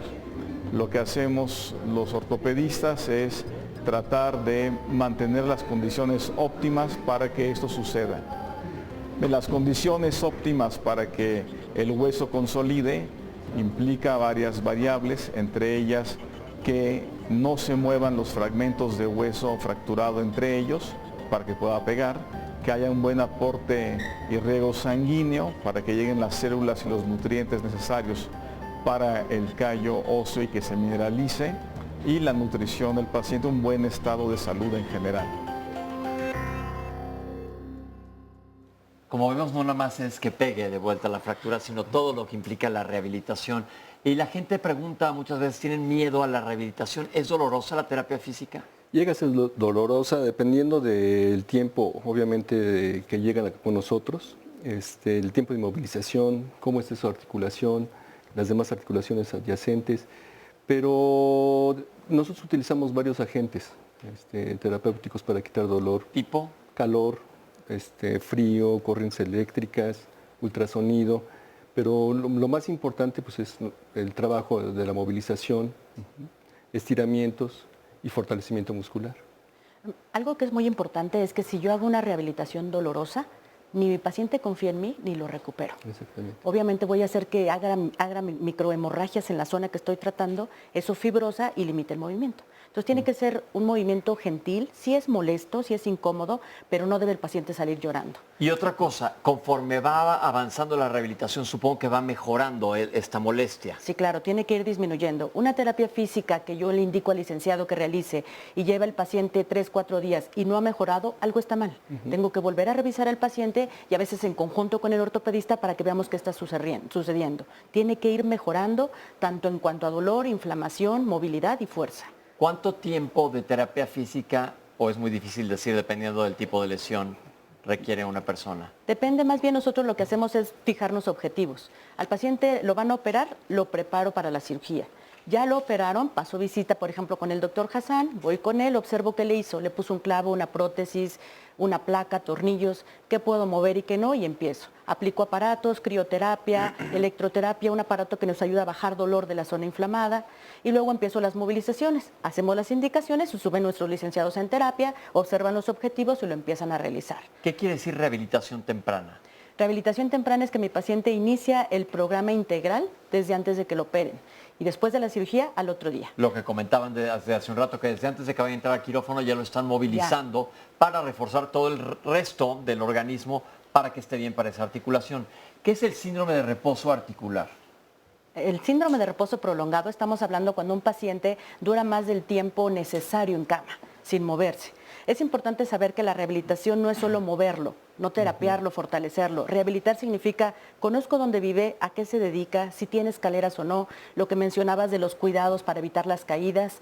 Todo eso es rehabilitar un paciente. Puedo usar terapia ocupacional, terapia física, lo reintegro a su trabajo, le modifico la zona donde va a trabajar para que el paciente no se vuelva a lesionar y le digo en qué momento empieza a manejar, cómo se viste, cómo se calza. Eso es rehabilitación. Y de ahí sale la terapia física y la ocupacional. Un paciente que lleva mucho tiempo en cama, de reposo prolongado, hacemos que baje su metabolismo óseo, el corazón baja su circulación, hay menos oxigenación, la piel empieza a sufrir isquemia por las zonas de presión de los huesos. Isquemia es que no le llegue sangre y entonces se pueden ulcerar, que vienen las úlceras del cúbito famoso. Y vienen complicaciones severas que complican el estado general de nuestro paciente, inclusive deterioros que le llamamos cognitivos, que es en la memoria. El anciano es muy fácil que tenga alteraciones de la memoria por desubicación, por el accidente, por la hipoxemia. Entonces todo eso lo tenemos que abarcar pronto para que el paciente se reintegre, regrese lo antes posible a casa y no presente un síndrome de reposo prolongado. Fíjate, yo tengo una pregunta que va a ser primero a nivel personal, pero creo que abarca en lo general. Ayer yo, sintiéndome un jovencito, hice una carrera de velocidad y después tuve otra, pero por una situación ya de emergencia. Sin calentar, ¿no? Y ya a mi edad, que no me encuentro en los 20, evidentemente, la verdad es que cuántos riesgos pueden correrse. Hoy el día, o más bien el dolor que tengo justamente en la parte posterior a la rodilla, en esta concavidad, pues es muy fuerte. Yo podría decir, yo creo que de articulación o de ligamento. Sin embargo, no sé bien, pero me quedo pensando en todo esto. Normalmente, si nos pasa eso a cualquier persona, recurrimos a una pomada o empezamos a preguntar qué hacemos. Algunos hasta nos podemos vendar, pero todo esto es un desconocimiento y qué tanto la lesión que yo tenga se puede agravar o que digan, bueno, yo pienso, no, mientras más comience mi rehabilitación, pero lo que estoy haciendo es solamente moverlo, pero qué tanto puedo provocarme entonces un mayor daño lejos de que esta lesión pues pueda mejorar.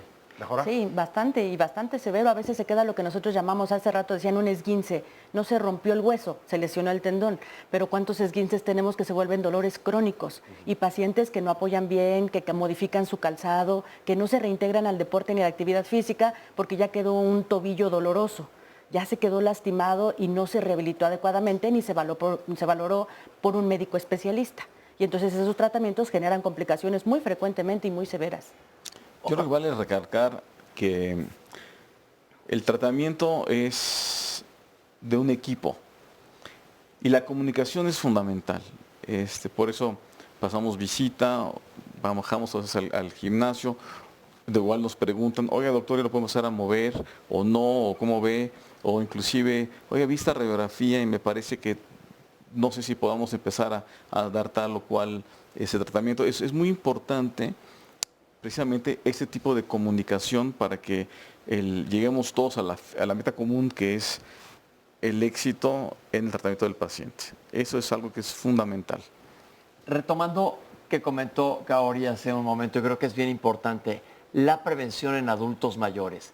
¿Qué recomendaciones generales podemos dar? Porque todos tenemos algún adulto mayor cercano, casi todos tenemos, y muchas veces pasan demasiado tiempo en la cama, no se están moviendo. ¿Cuál es la recomendación ideal para prevención de fracturas en gente de la tercera edad? Pues lo que nosotros les indicamos a los pacientes es usar un calzado adecuado, que sea cómodo, tacones cuadrados, amplios, máximo 2-3 centímetros, que se lubriquen la piel para evitar erosiones o lesiones. Muy importante que la orilla de su cama tengan una luz tenue, por si se van a levantar, prendan la luz antes de levantarse a oscuras, se vayan a caer. Muy importante en el baño, que es un sitio muy frecuente de caídas, que tengan las agarraderas de los baños, no son tan caras y se pueden colocar fácilmente. Obviamente se les tiene que decir más o menos a qué altura para que sirva el soporte. Y ya no usamos tapetes antiderrapantes de plástico, preferimos las tiras antiderrapantes que se pegan, porque el tapete con el calor se levantaba. Y si el viejito se atraviesa y mete el pie o arrastra el pie, pues era fácil que se cayera. Entonces eso le indicamos, y muy adecuado el auxiliar. Los auxiliares a veces los traen muy altos, los bastones, las andaderas, las muletas, y no sirven. Entonces necesitamos enseñarle cómo la tiene que usar, a qué distancia y cómo debe dar el paso con la andaderilla y el bastón para que verdaderamente les funcione. Creo que hay otra cosa muy importante, y es algo que recomiendo a todos mis pacientes de cierta edad, es que tengan un médico de cabecera, que sea el director de orquesta de los posibles especialistas que va a consultar, pero él integra toda la información para ver que no tengamos una polifarmacia, medicamentos que se contrapongan, tratamientos que se contrapongan, porque entre especialistas a lo mejor no se hablan entre sí necesariamente, pero alguien que integre todo esto. Un gran acierto que hemos logrado tener en el hospital ha sido que tenemos un geriatra que trabaja con nosotros directamente, entonces ve todos los pacientes adultos mayores y puede ver presentes los problemas mentales o de entendimiento, ver si hay problemas visuales, hay escalas que aplica, y todo esto hace que podamos entender mejor al paciente, ver cuáles son sus capacidades, cuáles son sus limitaciones, que podamos trabajar en conjunto con los diferentes especialistas necesarios para llevar al fin la recuperación, la integración del paciente. No es solamente la fractura, podemos ser muy reduccionistas como especialistas, pero en este caso sí estamos viendo todos los demás aspectos, inclusive si la función renal está bien o no está bien, la función pulmonar que puede estar afectada. Tenemos pacientes que tienen todo tipo de discapacidades, y el tener una limitación de la movilidad por una fractura, por ejemplo, por una lesión, en un adulto mayor precipita una espiral descendiente, pierden confianza, no quieren moverse, se vuelven más dependientes, y eso lo vemos en cifras de fracturas de cadera. Una gran proporción de los pacientes no recuperan su independencia. Es por eso que dicen que el principio del fin de una persona de tercera edad es la fractura de cadera. ¿Por qué? ¿Por esto mismo? Por eso mismo. Primero, las tasas a nivel mundial de mortalidad a primer año son altas, pueden ser hasta del 30%. Eso es debido no a la fractura en sí, sino al estado inflamatorio, y pues ya con una cierta edad, si los demás órganos están a su límite, no compensan y entonces caen en un estado patológico, digamos, y pueden morir. Entonces hay un 30% de mortalidad. La otra es que más del 50% no recuperan su independencia o se vuelven totalmente dependientes, y eso también disminuye la recuperación. Entonces, creo que estas cifras van a mejorar ahora que tendemos a precisamente integrar desde muy tempranamente todo un equipo de diferentes especialistas para ver todos los aspectos. No solamente es una fractura, o sea, es una persona que tiene a lo mejor una limitación visual, que son una gran parte de las caídas, por eso la iluminación es tan importante. Puede ser problemas auditivos, cognitivos, hay tantas cosas que hay que ver, somos un todo y tenemos que verlo desde todos los puntos de vista. Mucha gente ha llamado a preguntar cómo se acercan al instituto. Es importante que lleven una nota de referencia de algún otro lado, ¿verdad? Sí, somos un hospital de tercer nivel, necesitamos una hoja de referencia de su médico tratante, como comentaba el doctor. Ok, entonces tiene que tener una hoja de referencia, puede ser una receta de cualquier médico. No, una referencia médica, que ya lo valoraron, ya vieron que no tienen los medios necesarios y que consideran que las especialidades que se manejan en el instituto se pueden cubrir. Y tienen una página electrónica ustedes, en donde hay mucha información. Del instituto, de qué protocolos y qué programas se pueden llevar. Ok, porque la gente que nos está llamando por teléfono y se quiere acercar al instituto, no podemos llegar así a tocar, oiga, me atiende esto, hay que ser referidos, o bien métanse a la página electrónica y entérense si están o son posibles candidatos a ser atendidos en el instituto. Ok, Oscar, ¿tienes más preguntas? Muchísimas más. Dímelas. Ana Herrera nos dice, buen día, mi hija fue diagnosticada con escoliosis. Nos dijeron que sus huesos dejaban de crecer a los 18 años. Está a punto de cumplir 19. ¿Esto es verdad? ¿Su curvatura dejará de crecer? No es escoliosis severa, me reafirmaron. Otra llamada nos dice, Cecilia Pérez, mi hija tiene 16 años y tuvo fractura de tibia, peroné y maleolo. Tiene 8 tornillos y una placa. Mi duda es que si en verdad con el frío le duele más. Estela Ríos, tengo 75 años y tengo osteoporosis. ¿A qué especialidad me tienen o qué especialista me tiene que atender? ¿Son traumatólogos o endocrinólogos? Martín Zamudio, me gustaría que hablaran de la displasia de cadera. Ya mi hija nació con esta enfermedad. Los médicos le provocaron una fractura y para poder colocar el hueso en la cadera. A consecuencia de esto le pusieron una placa en lugar donde le provocaron la fractura. Betsy nos dice, me operaron cuando tenía 14 años y me pusieron unas grapas en la rodilla. Fui a un hospital y no me quisieron atender. ¿A dónde podría ir entonces? María López, soy paciente del instituto. Me detectaron un tumor en el fémur y fue benigno. Luego me causó un problema, me caí y me fracturé. Me pusieron clavos en la cirugía y perdí mucha sangre. Hasta la fecha sigo con el clavo y no sé si me lo tenga que retirar o no. Sergio Flores Cedillo, ¿cuál es el tiempo de rehabilitación en cuanto a las fracturas de las vértebras? Por otro lado también, ¿podrían hablar de las fracturas conminutas? Sandra Cervantes Rodríguez, ¿podrían hablar de las fisuras en la columna y en cuánto tiempo sanan? También podrían mencionar qué tipo de rehabilitación se necesita. Adrián Arenas, hace 7 meses tuve una fractura de fémur a causa de un impacto de bala y hasta la fecha no veo alguna mejoría. ¿Qué me podrían aconsejar los especialistas? Un anónimo nos comparte, el miércoles pasado recibí un golpe en la nariz con un puño cerrado y no sé si está fracturada. ¿Esto amerita algún tipo de estudio? Silvia Ramírez, tengo 75 años, no padezco hipertensión ni diabetes. En los últimos 3 años he tenido varias caídas. En una me fracturé las muñecas, en la segunda me fracturé la cadera izquierda y en la tercera me fracturé 3 vértebras torácicas. Con la rehabilitación más o menos me siento bien, pero me duele una de las muñecas que tiene una placa y un tornillo. ¿Es necesario que me retiren la placa y el tornillo para que me deje de doler? ¿O hay otra alternativa? E Irma Espinosa nos dice, me pegué abajo de la rodilla, me caí de una combi, se me inflamó debajo de la rodilla, me molesta y me puse diclofenaco en gel, pero aún tengo la bola y el moretón. Parte de las preguntas hasta el momento, pero hacemos una pausa y regresamos, no se vayan. El lunes de la próxima semana tocaremos un tema que ya hemos tocado en otras ocasiones y que siempre es importante, pero que la verdad es que no sabemos bien a bien cuánto ha cambiado, porque hablaremos acerca de qué se enferman los hombres. ¿Por qué digo todo lo anterior? Porque muchas veces a los hombres de verdad que nos cuesta mucho trabajo asistir a una consulta médica, independientemente cuál sea la problemática que se vaya a tratar. Pero hay una resistencia por parte de la mayoría de los hombres, y aquí las mujeres creo que lo van a confirmar, que casi tienen que ser llevados de la mano a rastras justamente para atender cualquier dolencia. Ya no hablemos de la prevención, que aquí tanto evidentemente motivamos. Esta pues se da en una pequeñísima o en un pequeñísimo porcentaje. Pero ¿cuáles son las enfermedades más comunes en los hombres? Hablamos de infartos, también de cáncer de pulmón, cáncer de próstata y diabetes. Estas son las enfermedades más comunes. Evidentemente hay muchas otras. Pero también se piensa que si hablamos de una desigualdad de género en cuanto a la salud, pues solamente se trata de las mujeres. Y también existe casos donde pues a los hombres no se les atiende como se debiera o no hay una procuración correcta en cuanto al tratamiento o a la prevención de la misma enfermedad. Así que de esto hablaremos la próxima semana y los invitamos a que nos acompañen y que marquen en este momento al 53 41 44 35 para que de verdad con mucho gusto les apartemos un lugar y aquí puedan preguntarle directamente a nuestras y nuestros especialistas. Vamos a ver el resumen de la segunda parte.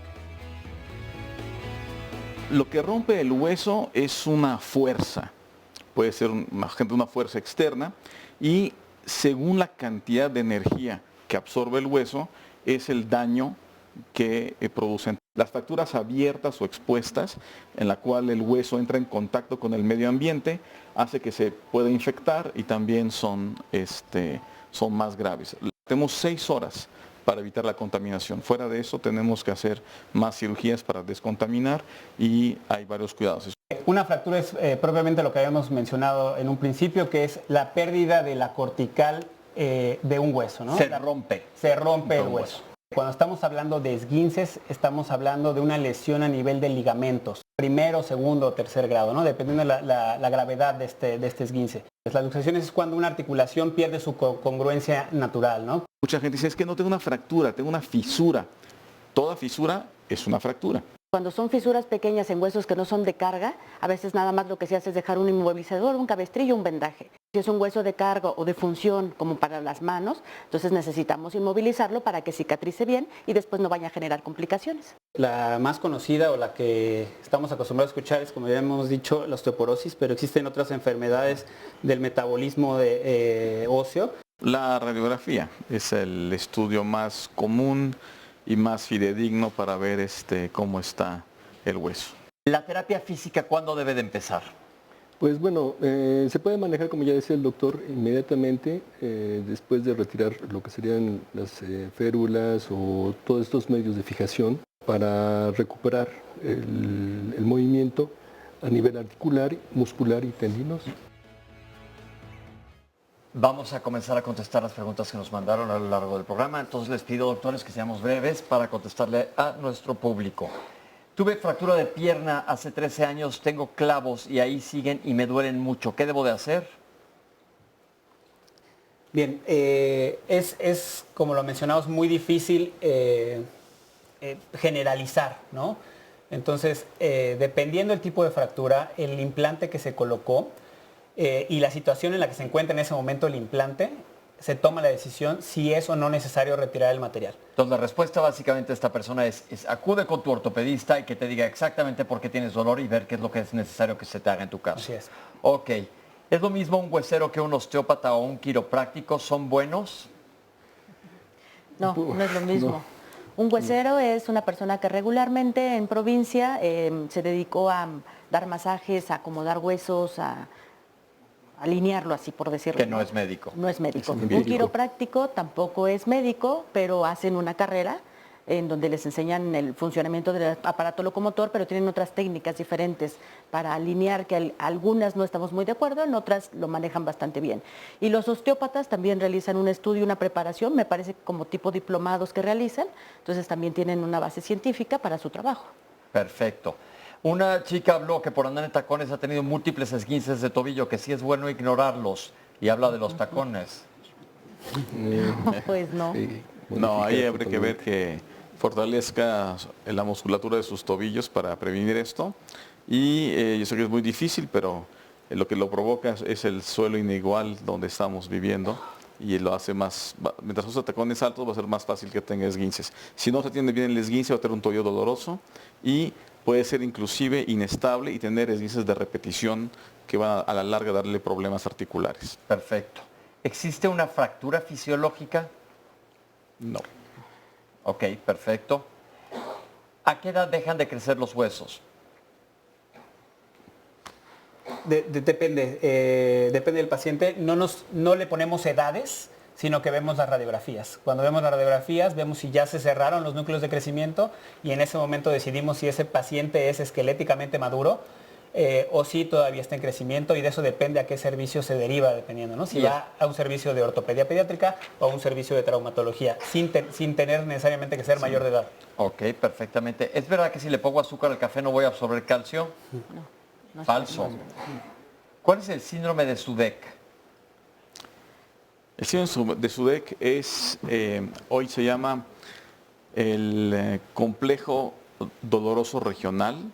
Es una manifestación del sistema neurovegetativo en que existe un aumento de la respuesta inflamatoria y hace que existan cambios que manifiesten por aumento de volumen de la extremidad, enrojecimiento, hay más sudoración, hay dolor en la movilidad. Generalmente se ve esto con una inmovilización prolongada en fracturas, produce también una descalcificación del hueso y es un problema que se trata también desde el punto de vista de los algólogos, los especialistas en dolor. A veces hay que hacer bloqueos a nivel de los ganglios nerviosos para mejorar esto. Entonces es una complicación un poco rara de algunas fracturas. Ok. ¿Cuánto tarda en sanar una fisura? Dependiendo de la zona, dependiendo si se inmovilizó o no se inmovilizó, dependiendo de la edad del paciente. Mencionábamos que en los niños puede ser muy rápido, desde 3 semanas, que tengan una férula o una inmovilización o un aparato circular de fibra de vidrio o de yeso, hasta varios meses en adultos mayores. Perfecto. Tengo 7 clavos en el peroné. ¿Se deben de quedar ahí para siempre, doctor? Aquí también es muy variable, ¿no? En atletas de alto rendimiento les quitamos el material de síntesis tempranamente, como al año, porque puede interferir con sus actividades deportivas. En otras personas preferimos la vieja tendencia de molesta, que no molesta, no la molestes. Y aquí sí, cada caso individual, también que consulte a su ortopedista para que vea cuál es su caso. Yo tengo desde los 17 años aquí en la pierna y no me molestan. Soy biónico. Suena el aeropuerto nada más. Ok. ¿Existen medicamentos para construir hueso, doctora? Pues para construir hueso, para ayudar a que no se pierda el calcio de los huesos, como los bifosfonatos, que es diferente. Que son medicamentos que fijan el calcio, pero no es que construyan el hueso. No. Hay un osteoformador. Hay un solo medicamento que sí es osteoformador, que es un medicamento análogo de la hormona paratiroidea, que se llama teriparatida, que es un medicamento muy caro, se inyecta más subcutáneo, pero se utiliza solamente en casos extremos de osteoporosis y que no han mejorado con el tratamiento de elección inicial farmacológico, que es antirresortivos. Y básicamente tiene que ser manejado por un especialista. Absolutamente. Ok. ¿Cómo debe ser mi rehabilitación para el tendón de la tibia? Pues tiene que ser paulatino. Tenemos que, también necesitamos primero ver el caso. El caso, obviamente, sí. Pero sí tiene que ser paulatino y ir poco a poco aumentando la fuerza muscular, pero hay que ver el caso, hay que individualizar el caso. ¿Qué sucede en casos de fracturas asociadas a trombosis? Ok, esa es una pregunta interesante porque la inmovilidad, la estasis venosa, que no circule la sangre, y ciertas enfermedades como, por ahí escuchábamos el síndrome antifosfolípidos, pueden producir un aumento en la coagulabilidad de la sangre, que se forme un callo sanguíneo que tape la circulación. Entonces, en estos casos hay que estudiar muy bien al paciente, hay que evitar zonas de compresión, hay que decir que también podemos producirla al colocar inadecuadamente una inmovilización, flexionar demasiado las articulaciones, impedimos la circulación y eso hace que se formen los callos, los coágulos, los trombos, que si se desprenden pueden ir a tapar venas más arriba, inclusive llegar al pulmón, y es una embolia pulmonar que puede ser muy grave, ¿no? Entonces ahí es muy importante prevenir. Sabemos que hay las fracturas desde la pelvis para abajo hasta el tobillo. Debemos tener una precaución cuando lo tenemos, de dar algún medicamento que haga que la sangre no sea tan fácilmente coagulable. Perfecto. Quieren operar a la abuelita de la persona que habló, que tiene 92 años y no sabe si va a aguantar la cirugía porque tiene asma y herpes. El herpes no es contraindicación para aguantar una cirugía y el asma, si está controlada, tampoco tiene que ser una contraindicación, pero aquí, como dicen ustedes, hay que valorar cada caso y anestesiología va a hacer una valoración del caso de tu abuelita para saber si es candidata o no a tratamiento quirúrgico, a la anestesia sobre todo, y existen diferentes tipos de anestesia. Tuvimos ya un programa que fue muy interesante sobre diferentes anestésicos para ver exactamente cuál es el que a ella le funciona. ¿Existen secuelas post-fractura, doctora? Sí. Y depende de la fractura. Depende de la fractura, la zona, la persona, pero pueden tener dolor, inflamaciones crónicas o inclusive artrosis, que es el desgaste de la articulación cuando es cercana a la misma. Perfecto. Habló una mamá de un chico que tuvo el radio roto y le dijeron que se le estaban descalcificando los huesos en un niño. ¿Qué debe de hacer la señora, doctor? Primero hay que ver por qué le dijeron que se está descalcificando, ¿no? Es muy común que llegue un paciente con una radiografía y le digan tiene osteoporosis, hasta en el resultado del laboratorio. Y no es correcto, ¿no? Habíamos mencionado que la manera correcta de medir la densidad mineral ósea es una densitometría. No con radiografía. No con radiografía. La radiografía va a depender de la técnica con la que se tomó y puede estar muy penetrada y que nosotros veamos que no se ve calcificado el hueso. No es el estudio ideal. Es difícil. Ahora, sí, cuando está un paciente inmovilizado mucho tiempo, pierde masa ósea, ¿no? Pero lo que hay que hacer es empezarlo a rehabilitar de manera temprana, empezarlo a movilizar y probablemente ese niño al cabo de unos meses va a estar bien. Y que vea con su pediatra. Puede que lo estudie el pediatra si considera que es algo que sea normal. Habló una chica que toma azatioprina, que es un medicamento que trabaja sobre el sistema inmunológico, y anticoagulantes porque tiene síndrome antifosfolípido. Ya hablamos aquí de trombosis, tuvimos inclusive un día este tema, se lo recomendamos que lo vean, pero ¿qué hacer en caso de fracturas? Nuevamente lo que dijo el doctor, prevenir que se formen trombos. Existen medidas para prevención de trombos. Así es. Mi hijo tiene escoliosis y le dijeron que va a dejar de crecer sus huesos, ¿es verdad? Pues llegará a la madurez esquelética como la mayoría de nosotros y probablemente dejen de crecer en general por los 18 a 21 años. Pero no depende de la escoliosis. No depende de la escoliosis. Lo que sí seguramente es el origen de la pregunta es que durante las fases de crecimiento rápido, cuando existe una deformidad en los núcleos de crecimiento de la vértebra, aumenta y se pronuncia la curvatura. Por eso es que las intervenciones en ese tipo de escoliosis se hace de manera más temprana. A eso se refiere seguramente. Ok.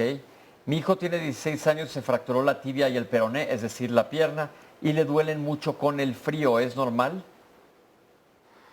Tenemos algunos pacientes que con el material de osteosíntesis nos dicen el frío ocasiona dolor y hay otros que no perciben ninguna molestia. Yo creo que sería conveniente que lo revise el médico y si no hay ningún causal fisiológico anormal, pues nada más que se la proteja con el frío. Un buen calcetín. Pero hay muchas personas que sí compartieron alguna parte así, que con el frío, si tú tuviste alguna lesión o alguna fractura, se agrava y te duele un poco, cuando menos. Es cierto, mi esposa, cuando la conocí, tuvo al poco tiempo un esguince de tobillo, fue muy ad hoc que estaba yo con ella, y durante un par de años, cuando había más humedad o cuando hacía frío, sentía todavía la zona donde tenía, la cicatriz, digamos, de donde tuvo el esguince. Y algunos pacientes con fracturas dicen, algunas fracturas me duelen, otras no me duelen, otras dejan de doler. No sabemos bien cuál es el origen de esto, pero sí es cierto. Tengo osteoporosis, ¿qué especialista me debe de manejar? Doctora. Pues es que ahora los puede ver el endocrinólogo, el ginecólogo e inclusive el rehabilitador si está en una clínica de osteoporosis. Perfecto. ¿Qué ocurre con la displasia de cadera en niños? Y vamos a tocar el tema, ya lo tenemos anotado para comentárselo a la producción, pero es un tema que no va aparte de fracturas. Esa se corrige y normalmente pueden hacer vidas normales. Tienen que ver a un ortopedista pediátrico, un ortopedista especialista en niños. Hubo mucha gente que habló a preguntarse, ¿tienen que quitar los clavos después de un tiempo? En algunos casos solamente, como decir con los atletas de alto rendimiento, o si causan intolerancia, si no, no. ¿Las fracturas vertebrales, doctora, meritan rehabilitación? Sí. Ok, perfectamente bien. Sí, absolutamente. Se rompió el fémur, alguien que llamó y dice que sigue muy mal, pues ¿cuál es la recomendación? Ir con tu ortopedista a ver qué está sucediendo con tu fémur. me dieron un puñetazo en la cabeza y no sé si mi nariz está fracturada, ¿qué hacer? Ir al médico, a lo mejor te van a tomar radiografías y ver si tu nariz está fracturada. Otorrinolaringólogo. Luego, una persona con múltiples fracturas por caídas, le duele la muñeca, por donde tiene una placa y tornillo, pero esta es una mujer que tenía muchas fracturas. ¿Qué le podemos decir a ella? Pues ella sí tiene que ir a atención porque lo que estábamos platicando, lo más seguro es que tenga osteoporosis, son muchas fracturas. Entonces, después de 2, y por la edad que tiene la paciente, es necesario que acuda a que la valore. Creo que aquí es importante decir que en el caso de la osteoporosis, cuando existe una primera fractura, el riesgo de tener otra fractura por osteoporosis aumenta, según la región, entre 2 a 5 veces más. Por lo cual es muy importante de tratarse. Ok, o sea, entonces la respuesta aquí es acude o con tu ginecólogo, endocrinólogo, o con tu rehabilitador si estás en una clínica, para saber exactamente cómo andas de tus huesos. Ya lo dijeron claramente, no caigan en charlatanería. El estudio se llama densitometría ósea, que va a medir la densidad del hueso y ver que necesariamente cuál va a ser el tratamiento que va a ser específico, y es un tema para otro día completo, la osteoporosis. Pues estamos ya en el final del programa. Les quiero dar las gracias a todos ustedes que nos han acompañado el día de hoy aquí. Creo que ha sido un tema súper interesante en el que estamos todos expuestos al público. Gracias por sus comentarios. Ojo con esa rodilla, tuvimos ya un programa de rodilla, te recomiendo verlo. Oscar, muchísimas gracias. ¿Te quedó algo en el tintero? Sí, hay muchas preguntas todavía pendientes, pero bueno, pues ojalá se hayan respondido la mayor parte de ellas y que queden satisfechos, obvio. Pues sí, nos sucede casi todos los lunes que nos quedamos con muchas preguntas, pero les agradecemos el interés que tienen en que estemos nosotros aquí, y lo que buscamos es ampliar el conocimiento de salud. No digo el conocimiento médico porque luego dejamos en manos de los médicos todos, y mientras más sepamos nosotros, vamos a ser más valiosos para poder defender nuestra salud. Les damos las gracias y esto fue Diálogos en Confianza. Nos vemos la próxima semana. Hasta el próximo lunes. Muchísimas gracias. Muchas gracias. Gracias.